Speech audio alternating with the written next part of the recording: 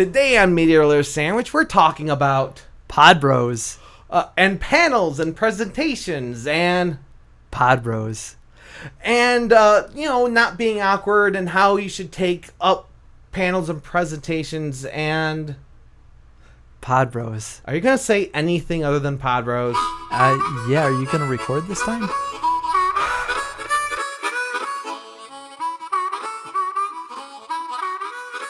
Welcome to Media Alert Sandwich. With me is John from... Pod Bros. And you're also from... The Accidental Wrestling Fan. Okay, and you're also from... What do you do and how do you do it? And you're from one of my favorite podcasts. Jean Pod Van Dam Cast. Ah, you knew that one. Because that's the only one I constantly comment on. I'm Scotty Miley, better known as Toaden from Toaden.com, YouTube.com/ToadenK, and you're listening or watching to Media Alert Sandwich from MediaAlertSandwich.com, and you can also find us on podbros.com. See, I like this. The video version is way different from the audio version. John, we talk about him on the show all the time, and literally all you need to do is point at him, and he goes, Pod Bros. It's that fantastic. Now, I've also seen you do a lot of presentations and panels where you talk about Pod Bros. And what's the difference for let's just start with the basic here. What's the difference between when you talk by yourself versus when you're on a panel? Yeah, sure. Usually when I'm talking by myself, doing these solo appearances, doing these talks, it's mostly to educate people and let them know what podcasting is, what podcasts are, how to get involved with podcasts. A lot of people, they sit there and they go, I've heard of a podcast, but that's it. That's where it ends. So a lot of these solo talks are me telling people what they should do to get involved with listening. It's really easy to say, hey, online radio, and that's kind of your entrance into it. That's getting the foot in the door and then taking off with it. Whereas if it's on a panel, I find myself more on the lines talking with podcasters or people who actually know what podcasting is. So in that way, it's going to be a little bit more focused on. We've talked about what podcasts we're doing, how to get involved with podcasting networks, and the like. I mean, there's other things too that evolved from that with the podcasting, but just people that go to the panels, they also usually have you also, not everyone, but you have a part of the audience that a lot of times go there because they are podcasters and they're friends with the people on the panel. Right, exactly. You have a little more of a wider spread of an audience. Right. Normally, not all the time. No. There are those situations where it's... You're totally other podcasters. Yeah, there's some good ones where you have a nice mix of people. There's some times where it's just it's everyone that you know that's sitting there, and you're just like, oh, hey guys, what's going on? Thanks, I appreciate it. Yeah, looks good on camera. To me, an individual presentation is more about education. Not saying a panel isn't, and there's a lot of different types of panels and presentations. When I'm presenting by myself, I might even bring a PowerPoint or something with me. If I'm with a bunch of people, the only way I would bring one with me is if, okay, you got 10 minutes, now the second guy will go and he's got 10 minutes, the third guy's got 10 minutes, and then we're going to all together do a Q&A. That makes sense, and that's still considered a panel, even though it's more individual presentations with the Q&A at the end. And a lot of people don't understand the difference between these, so that's perfectly fine. I've organized panels, and I've had to tell people, no, leave your presentation at home. Yeah. Because you're just going to have a discussion, and we want to get a lot of information out in a short period of time. Right. You maybe have, it's booked for an hour. Usually they're going to cut it, they only want you to go 15 minutes at most because if there's other presentations, they have to get started or people need to move to the other place. So they're really going to give you 45 minutes to 50 minutes. And you want at least 10 minutes Q&A. I prefer 15 minutes Q&A. So you really have less than a half an hour. And a lot of people start 5 minutes late because people still might come through the door. Oh yeah, we've had those situations happen before, just most recently, and I felt bad for the guys behind us because he had a situation. It was just him himself trying to do a presentation, but because the people in front of us ran over, we ran over, and I just so happened to know the guy after. And I was like, "Hey man, if you need any help, I'll try to help you out as much as I can, so you can set up and be done as quick as you can in here." Right. I think the hardest one I did was we were coming on after a movie, and the movie started more than 30 minutes late. So, what I was doing was actually setting up for the podcast, and we're doing a workshop setting up for the podcast. So we were like, okay, this is actually needs to be timed. We need to use all our time, because when that panel starts, we got to be set up. Yeah. And there was a couple different issues. I mean, I think it worked out okay, and that's when it comes to any production, you have a B plan, you have a C plan, you have a D plan. Maybe I didn't follow all those through, but it gives you a lesson. That's, but you never know where you're gonna start. You have to come in with a good attitude. Yes. And when you're doing by yourself, you kind of said, you talk about podcasting. You said before, what your aim is for them to walk out with at least one podcast already downloaded on their phone, right? Or them to be, them with the intent to download them. Exactly. With that same subject on a panel, I would think the intent is for people to come out with a list of new ideas, maybe equipment, or just a re-energized motivation. Yeah. And that's for that topic. A lot of these can be applied to anything. You kind of, okay, I want people to come out with, when I talk about YouTube, I want people to come out with that new motivation or brand new ideas. As a moderator, that's why sometimes I stop people from telling a lot of extra stories. I don't mind stories. I want those stories being told, but we got to hit a couple of those motivational points. We got to hit tips. Because if you spend, and we've talked about this before, if you spend a majority of your time off topic talking about gummy bears, which has happened, I went to a panel about sponsorships. Someone was sponsored by gummy bears, and they actually had this whole video where they got turned into the gummy bears that you see on commercials and stuff.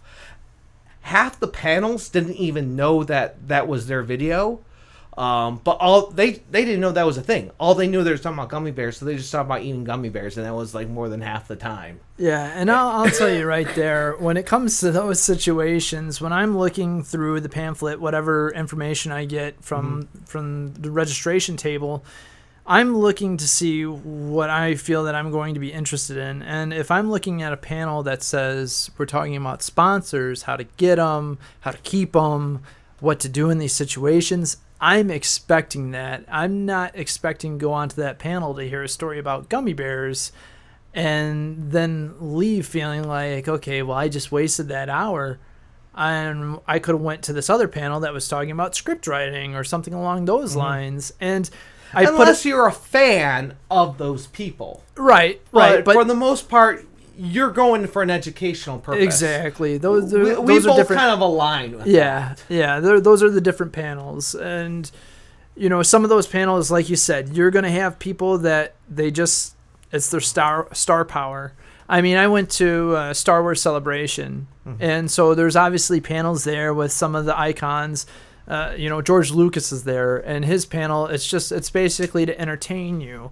But if he was doing a panel that was geared more towards, hey, we're going to talk about directing. I would love to see a panel with George Lucas talking about practical effects. I don't think it'll ever happen. Right, I know, right? It will never happen ever again. It'll be a panel about why I no longer use practical effects. But, you watch you see those old pictures with him with all the models and everything. You just want to be like, how did you do that back then? And stop changing my Star Wars. But that's the thing, though, too. You're going to get a few fans that are going to want something that's so limited like that, where we're talking about those effects, whereas if it's just in general, you're going to get more and more of an audience. So when you're looking at these panels through this pamphlet, usually along those lines, you kind of get an idea of what the panel is going to be about. Is it going to be about this creator that you really like, or is it going to be about the informational side of things? Right, and usually I say the decision sort of is the moderator. It's always usually the audience, or it's just who's ever talking, because you don't always get that chance to survey the audience. But it's sort of the moderator, and you don't always have a moderator. Yes. You want to talk about a couple times where you're on a panel with people and you didn't have a moderator? Yeah, and I guess it just all depends. I've been in some positive situations where there's been no moderator, and I've been in situations that's an absolute nightmare, and I question about ever doing something like that again.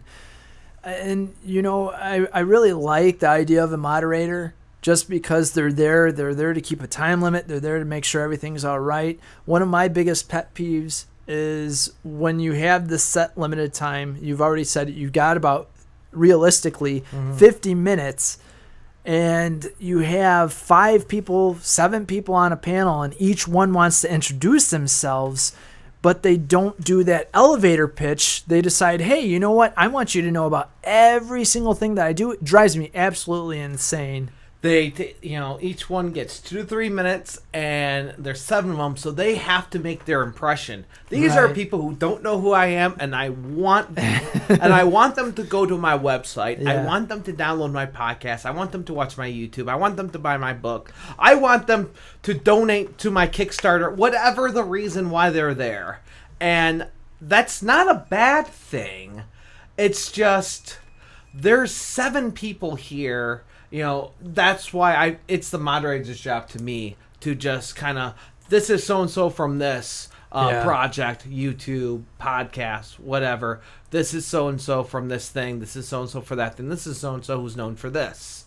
And then, if they want to add something to that, they're welcome to add, but you kind of got to get on that thing, then you start your topic. Right, yeah. Like when we did the panel with podcast networks, talking about podcast networks, that's in the name of itself. Okay, this is what this panel is going to be about. And there was someone that was in a panel before that was like, I'm a podcaster. I want to be a part of this. And I had to be a great person. Love that person. You were in another You were in another panel with that person. Yeah. Fantastic. Wonderful, cheery, great. I'm sorry. This is about this. Can you talk about this? Well, I'm part of it. Yeah, but can you let me say, if I ask you, a question about the business side and how would you be able to answer that? No, I will not. Do you, will they let you represent their network? I don't know. I would have to ask them, and I don't know who I would ask. And that's why unfortunately, you can't be part of this panel. Right. And normally you don't have situations like that. That's in a situation where it's all volunteers, a nonprofit, and it's mostly more or less friends teaching each other something. Yeah. Most time there's panels. It's at a convention that's pre-organized and all that good stuff. Yeah, but those are things to think about when you're assembling a panel, though. Oh, I have seen people like, well, they're on it because they're my friend. Yeah. Oh, yeah. I've seen that. Yeah, we've seen that before, yeah. But getting back to that, though, I shouldn't have to spend 3 minutes telling you that I'm the owner of podbros.com. And with that panel, that actually went over smoothly. Not only did we have the name tags with it saying, basically who we were, but we all knew each other up on that stage. And so we were just like, hey, yeah, this is what we do. And then it moved along. It was nice. And it was nice to have you there to moderate, to do that, but also knowing those guys, being able to just say, hey, yeah, this is what we do. This is the name of this panel. And how much more straightforward can you get? Right. And a lot of times I see you on panels. You are quiet, actually, a lot on the panels. I don't know if it's because you're listening or you don't know when to talk. Can Do you have an answer for that? Come on! Yeah. I do, actually. I do. And those who might be watching this might not know, but if you follow me, you follow the network, I went to law school, and one of the greatest pieces of advice I've ever received in law school was basically don't talk unless you have something to say, like something profound to say, something that is going to get the point across. And to me, I think it's wasteful to try to fill up time on this panel speaking nonsense. And if I'm going to sit there and I'm going to be the one who's talking and I'm going to be talking about gummy bears, I feel that I let the other panelists down. I feel that I let the audience down unless that panel's about gummy bears. So that's just my point of view on things. If I'm not going to be addressed, I don't want to try to butt heads with anyone. I feel everyone has a say, and it's one of those things really when you're the silent one, you get to know people all around you. You get to know the characters of those people, and sometimes it's great to make it awkward too, so that has to put everyone else on their feet.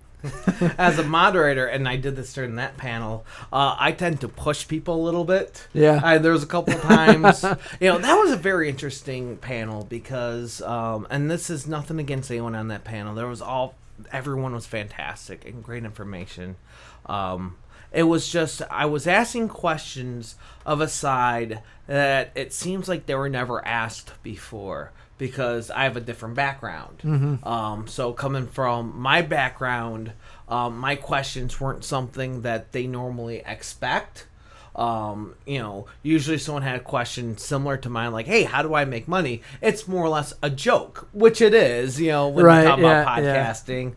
However, in my background, a network means very different things. So in asking them things more on a business point of view, they didn't quite always have a straightforward answer. Or when I was asking things, 3 different networks, they do things 3 different ways. Yeah. Hey, I noticed you guys do it this way. Have you ever thought about doing things similar to them? Or why don't you do it like this? And you could kind of tell when they're paying attention or not paying attention. I'm not going to say what the topic was or anything, but I asked you a very direct question of one of the ways Podrose does things. And then the next person, I won't even say the network because it doesn't matter. They agreed with you. And I go, wait, do you do that too? It's like, wait, do what? Oh, no, we don't do that. Yeah. Wait, why would you do that? Yeah, and then they made fun of you, for the next 5 minutes. Yeah. But they agreed at first, and they realized, wait, we really are different. Right, yeah. That was a good thing about that panel, too. And that's the cool thing about some of these panels is sometimes you don't know what you're going to get. And that one was a great, just a great representation of 3 different panels, or 3 different networks that do 3 different things. And I am of the mindset of... That was with Podcast Detroit and... Slackjaw Punks. And huge shout-outs to both of them. Podcast Detroit, that was the 3rd panel in a row. Yeah, they were doing a marathon. Slackjaw Punks, that was their 2nd in a row. So always big shout-outs to them. Really thank you guys for coming out for that one. Go ahead. I just want to put that out there. No, they were fantastic, and it was a marathon for Podcast Detroit. A lot of these panels that I'm on, and just the ones that I've seen, the ones that I've heard, sometimes you'll download them, and you sit there and you're like, man, there's just a lot of fluff here, and it's really not. You hear the same things, and I try to go out of my way to tell it like it is, whether people don't want to hear that or not. It's like the grim side of things. For instance, I remember one of the questions that you had asked about exclusivity, what it means, and what it means to each one of us, and how they basically were like, no, we're not exclusive. And I came out and I said straightforward, yes, I am, and this is my reasons why. And as a businessman, this is why it led me to do that. And that's why one of the reasons why I wanted to do that. I wanted a wide range of people. Another panel I've hosted now twice. The first time I've hosted finding your niche or niche, finding your niche. I did not organize it. Someone else organized it. It was for Playlist Live in Orlando. And it was just a really wide range of people, and it was, really fantastic. Wide range of YouTube channels. 2 or 3 of them did almost the same thing because you always get a bunch of vloggers, but I did the research and find out what was different between them and was able to bring that out. The organizers are actually a little mad at me because I didn't use their questions. Oh yeah. I don't like asking everybody the same question. Yeah. I would find a question that kind of matches somebody, that I want to know, and if anyone else has something to add to it, they will. And usually people want to talk, so maybe everybody or at least 1 or 2 people will add to it, and it will actually add to the discussion. What I don't like is, hey, how do you feel about this?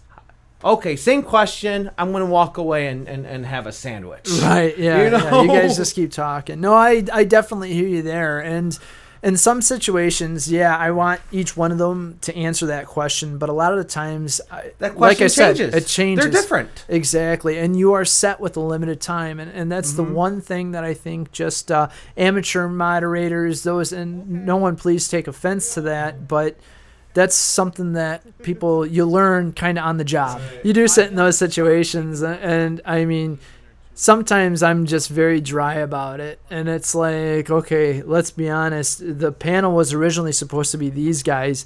You show up, and they put a chair on the end for you to sit in, and you're just like, are you kidding me? Oh, yeah, because I've never done that for anybody that showed up kind of late. I'm like, oh, it's John. John, come down here. Well, that's different. I was supposed to be on you that were panel. supposed to do that. That was actually a really great audience. That was amazing. I wish I could have had that video out there. There is video of one of our panels at Adrian Comic Con. We did a second one.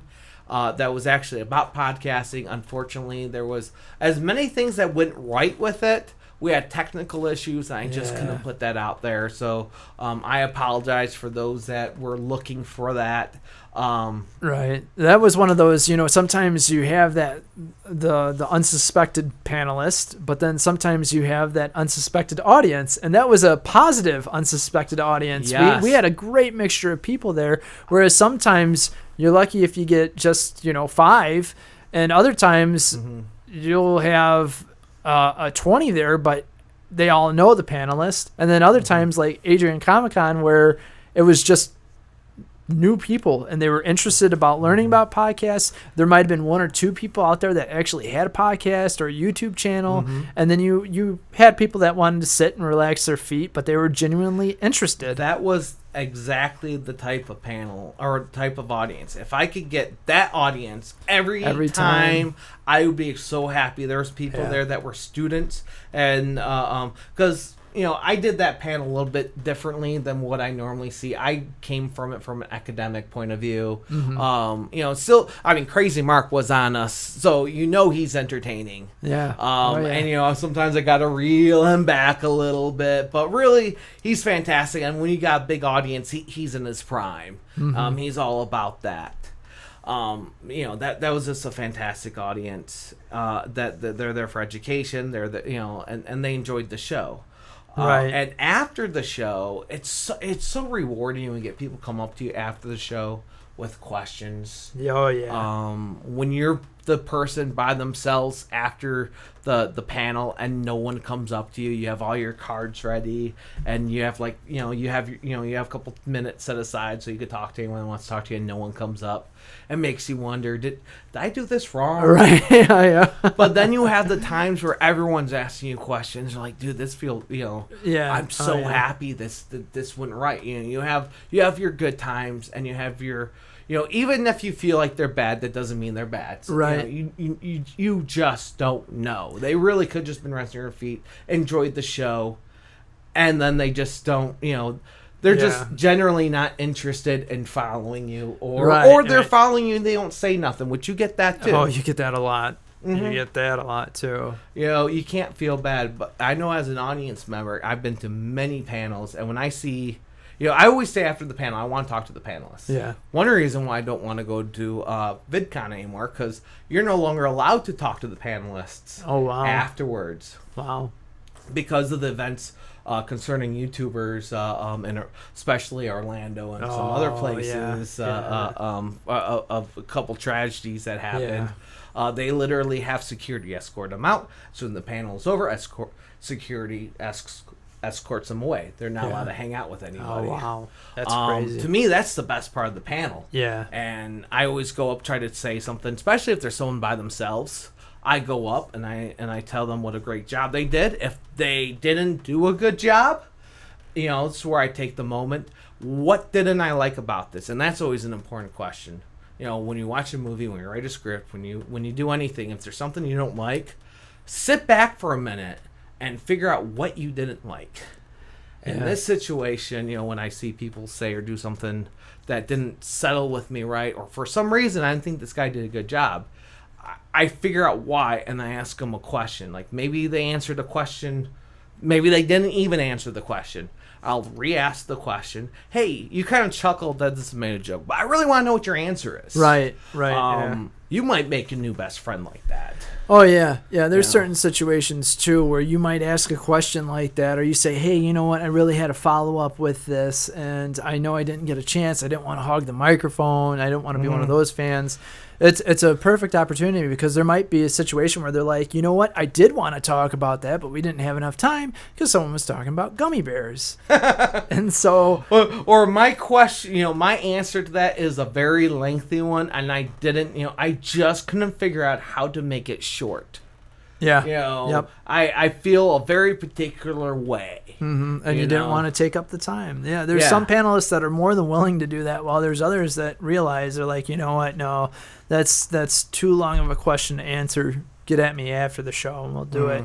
I've been in those situations where it was kind of like, especially doing a lot of intro to podcasting stuff, you can't just sit there and go, this is step 1 and step 2 and step 3 and this is what you need to do. So they'll come up to me after, and I'll gladly give them a business card and say, hey, my number's on here, my email is on here, feel free to get in contact with me and we can talk a little bit more about this. Or right now, if I don't have anything to do after this panel, I'm glad to talk with you. So when you do panels, are you more nervous when you're with a panel or when you're presenting by yourself?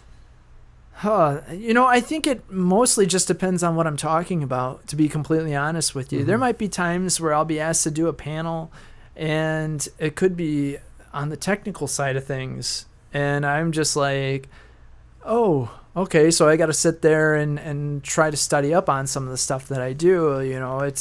It's one of those that I don't want to sound like a complete moron, because I'll be completely honest. I'm not a giant tech guy. I just know what I do, what works for me, my way, my reasons for why I picked this, but then it ends there. So those ones I'm a little bit nervous about, because I might get a question that just goes over my head, and I'll be the first to sit there and just be like, you know what?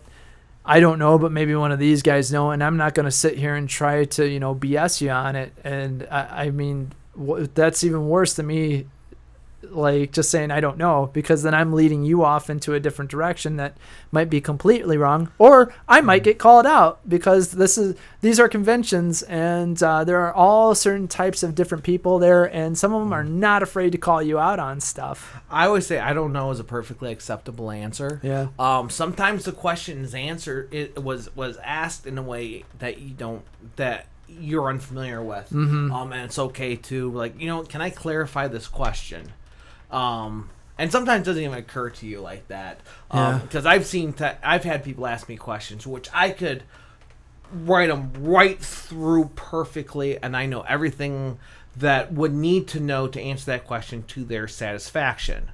However, sometimes people ask it in a certain way where you're scratching your head and you're thinking that they're asking a completely different question, which happens when you're talking about more of a tech thing, because they don't know what certain things are called, which is why they're there. Right, exactly. So nothing against the person. Right. Like, hey, when I get feedback in my microphone from this, I'm thinking feedback.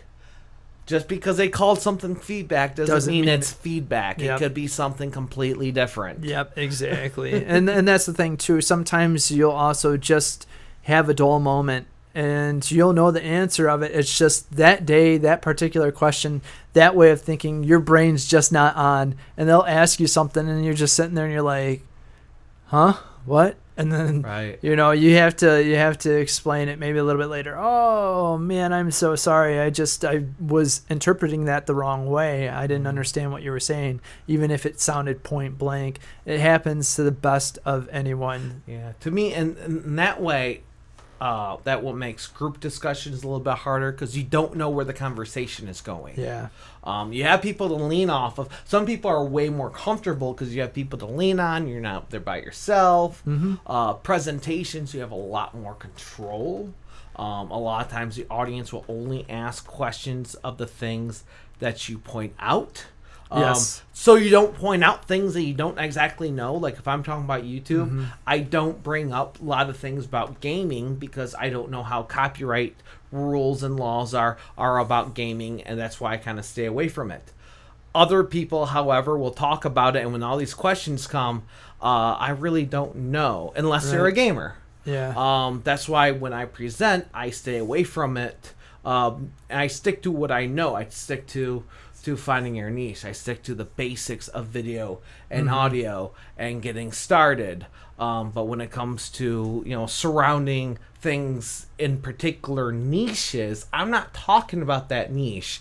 I'm talking about this generalized thing over here. I could talk about this niche and this one, but I'm not going to bring up the ones that I don't know about, because what's the point? What's the point of talking about a very centralized subject if you unless you're bringing up as an example that you don't really know about? Yeah. So in that way, you have a lot more control in a personal presentation, which makes a lot of people nervous. And you get used to it. And you get used to it. Oh yeah, you kind of get up there. And that's the biggest thing too with it is just you're gonna have some people that are absolutely frightened to either do a panel or be a moderator. They're like, oh no, I'm gonna screw up.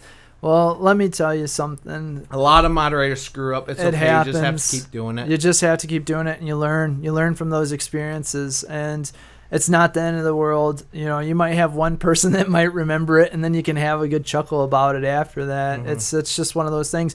You have to keep going. You have to learn from this. Not only does it help you, in my opinion, not only does it help you as a panelist or a moderator or just someone who's sitting there as a host, it helps you as a performer, as a creator also, because there might be a situation where you use that as an experience that you're doing something like right now of us just talking. Right. And, if you can record it, it's very interesting. I've recorded, and we've said this, you recorded, a lot of panels and stuff with the idea that we're going to use it. And then you go back and watch it, and you're like, ooh, I can't use that. That didn't really pan out. Right. The audio doesn't sound good. Yeah. I was going to go this way with this panel, and I said or did something I don't quite agree with now looking back on it. And I just don't want to put it out there for posterity like that. You learn from it, just like an athlete records themselves during games. Yes. You learn from like, oh, I didn't realize that's what they were talking about. Right. I got to kind of stay on my game. We're like, oh, I can't believe I told the story like that. I should have told it this way. It would be more relatable. Relating, to me, that's the biggest point. Oh, yeah, definitely. Okay, so let's go ahead and wrap up. So, panels, just calm down, relax, enjoy yourself. Have fun. Have fun. Try to stay on topic. Figure out what your audience wants to talk about. Be relatable. Be relatable to your audience. Be the reason you're there in person is because they want somebody to talk to them as a person. If all you're doing is giving them a step-by-step tutorial, they could go on YouTube for that. They could watch a video. You're not there to rehearse your documentary. You're there to be personal and be a person to relate and actually have that one-on-one discussion, even if it's still simulation. You have the Q&A.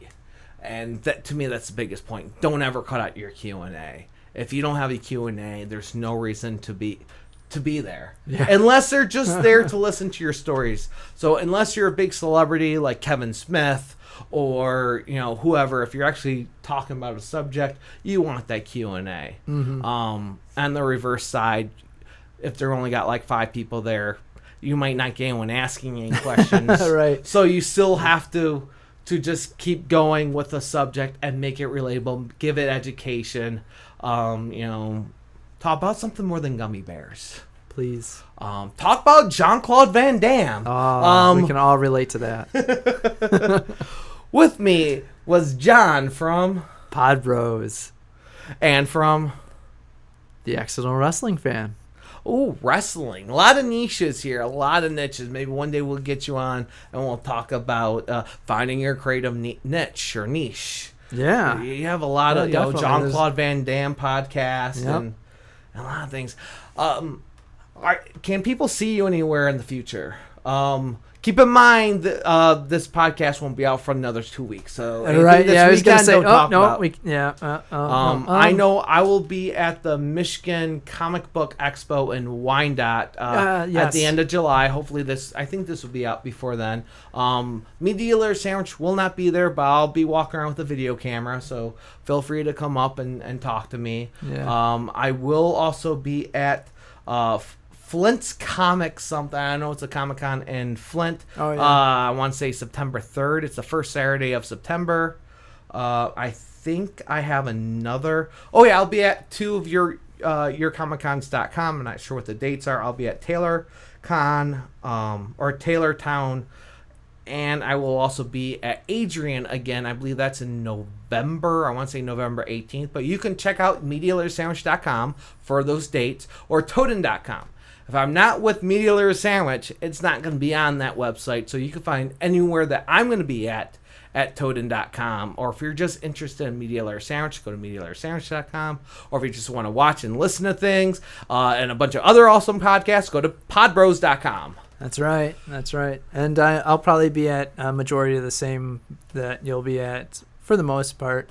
A lot this year I'm going kind of just as a fan, kind of doing some small coverage myself. So I might not go as a representative of Pod Bros. I might be going as a fan. You're going to be the guy in the audience yelling things out. Yep. I'm going to be asking the awkward questions. Good. I look forward to it. I'm Scotty Miley, better known as Toaden from Toaden.com and YouTube.com/ToadenK. Thank you for listening. Thank you for watching. And I hope you enjoyed our discussion.